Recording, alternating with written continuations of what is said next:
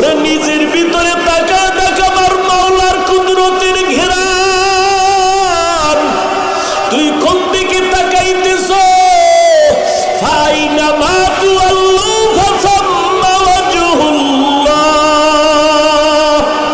এরে বান্দা, তুই যেদিকেই তাকাও সেদিকেই তো আমার মালিক।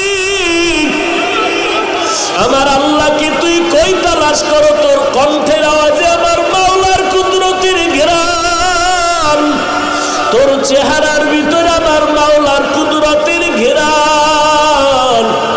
এরে বান্দা, বাচ্চাটা কান্না করিয়া মায়ের থেকে যেমন সব দাবি আদায় করতে পারে রে বাবা, আমার মাওলার অন্তরে কি আমার মা বাবার থেকে মায়া কম?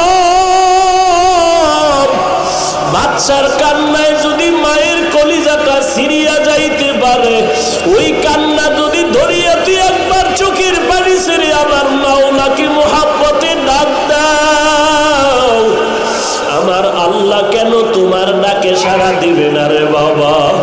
আমার আল্লাহর মায়াটা কি কম? মা বাবার চেয়ে 99 গুণ মায়া আমার আল্লাহ জমা করে রেখেছেন।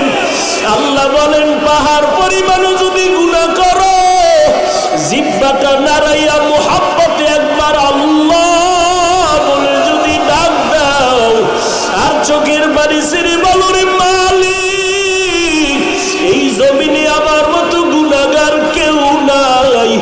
আমার গুনার কারণে আমার সন্তানেরা কষ্ট পায়, মা বাবা কষ্ট পায়, সমাজের মানুষেরা কষ্ট পায়।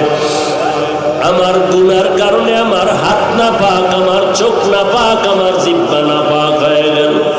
ও আল্লাহ, তুমি রহমান আর গফফার নামের চাদর দিয়া আমারে আবৃত করে নাও, কারণ আমি একটা সেকেন্ডের জন্য আযাব সহ্য করতে পারবো না। কেউ যদি আমাকে একটা চিমটি দেয়, সহ্য করতে পারি না।